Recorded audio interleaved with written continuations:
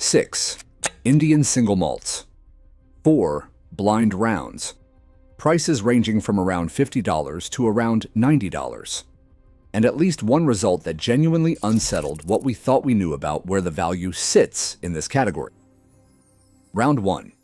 The entry point question. Kamet versus Paul John Brilliance. Approximately $50 against approximately $62. A $12 gap. Both use indigenous Indian barley, and both are built for the export market. Paul John operates out of Goa.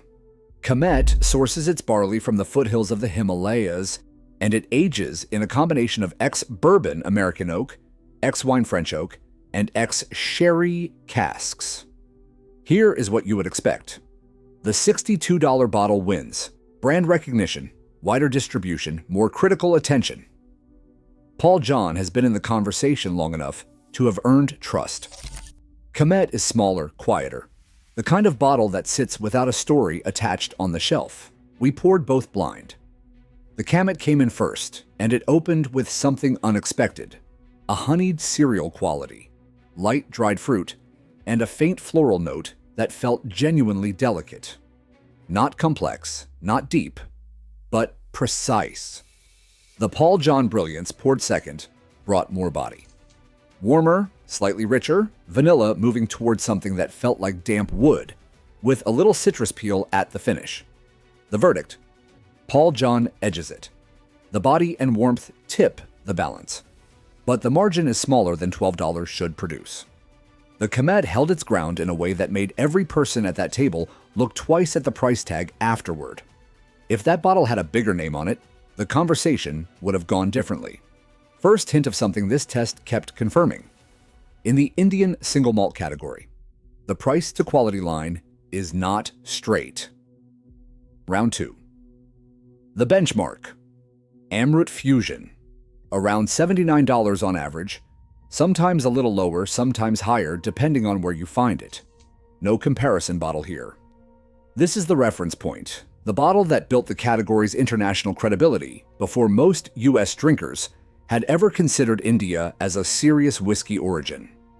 Spirits writers have noted that in Bengaluru, where Amrut distills, temperatures can exceed 30 degrees Celsius for much of the year. The widely cited comparison is that a 5-year-old Amrut can show maturity you might expect from a 15-year-old Scotch. That is the climate doing work that time alone does in Scotland. But here is what the climate argument misses when it is told too simply. Acceleration is not automatically quality. Indian distilleries operating in genuine heat face that exact risk with every cask.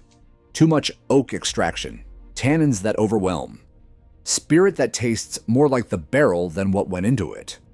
Amrut Fusion earns its place because it demonstrates the management, not just the acceleration.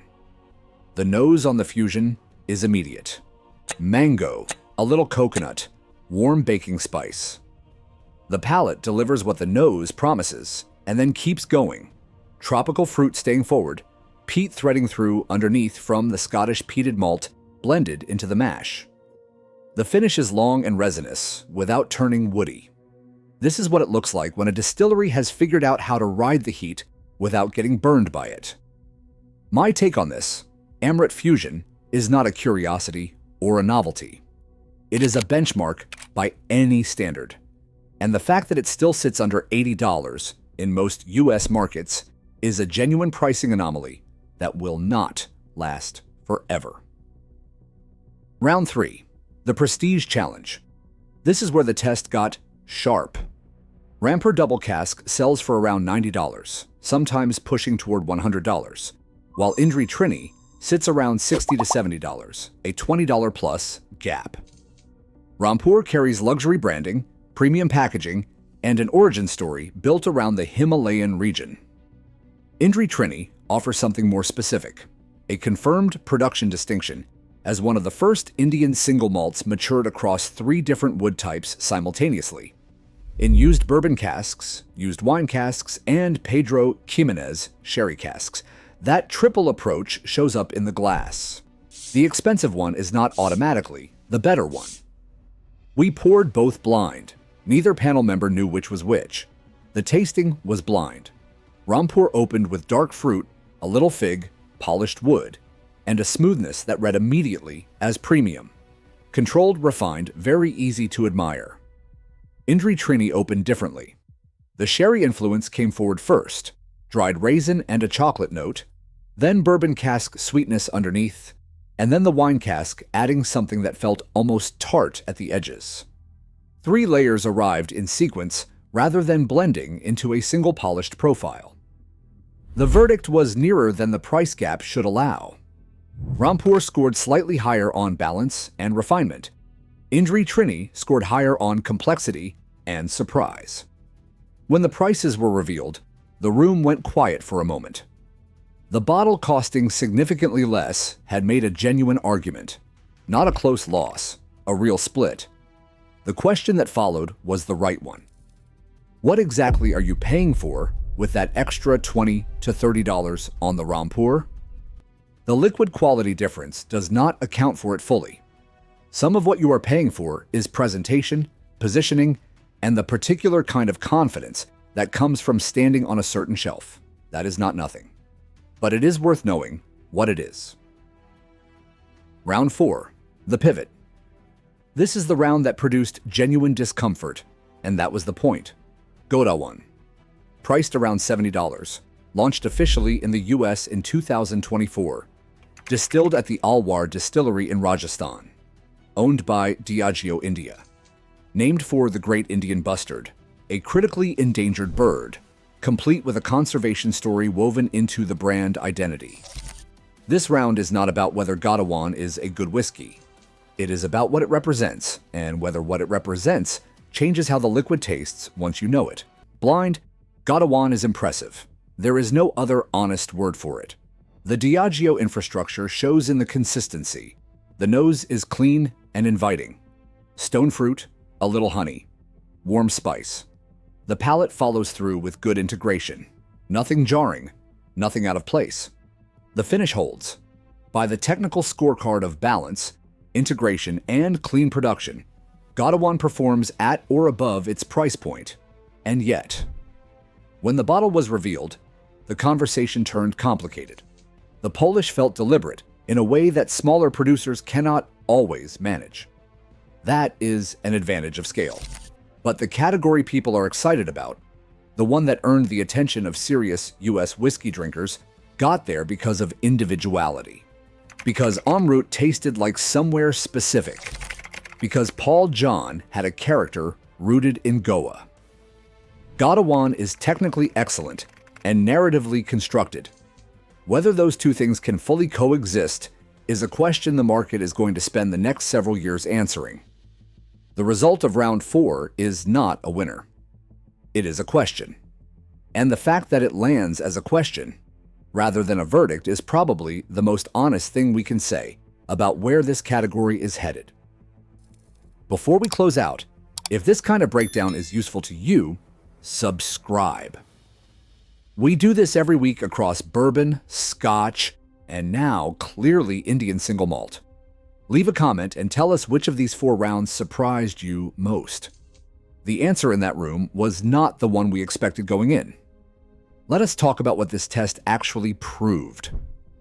Going back to round 1, Kamut held its ground against a bottle with $12 more on the tag and considerably more name recognition. That is the category's compression zone working in the buyer's favor at the entry level. The price to quality line in Indian single malt is not straight, and the lower end of that curve is where the current opportunity sits. Amrut, round 2, remains the benchmark. If you want to understand what Indian single malt is capable of, start there. The climate story is real, but Amrut proves that the story only matters if the distillery manages the process with precision. The pressure cooker analogy holds. The heat is not the achievement. Knowing when to open the lid is, Indri Trini in round 3 made the strongest argument for value in the entire test. A triple cask maturation strategy produced genuine complexity at $60 to $70, pushing a $90 prestige bottle to a split decision. Indri Drew, the cask strength expression from the same producer, won Best Indian Single Malt at the World Whiskies Awards 2024. The brand is not a secret anymore, but the price has not caught up to the recognition yet. That window does not stay open permanently. Godawan in Round 4 produced technically excellent whiskey and a genuinely unresolved question about what the category owes its audience in terms of authenticity. The corporate polish is real. So is the quality. What you do with that combination depends on what you are buying the bottle for. Here is the principle to carry out of this test. In Indian single malt right now, spend your first $60 to $70 carefully before you consider spending $90. The maturation compression that the Indian climate creates means the gap between a well-made $60 bottle and a well-made $90 bottle is smaller here than in almost any other serious whiskey category. The arbitrage exists. It will not exist forever. The category is moving fast, distribution is expanding, and the prices that feel like genuine value today are the prices that people will point to in 5 years and say they should have moved sooner. The emerging market window in Indian single malt is open. The bottles are on US shelves right now. The question is whether you are paying attention before the rest of the market catches up.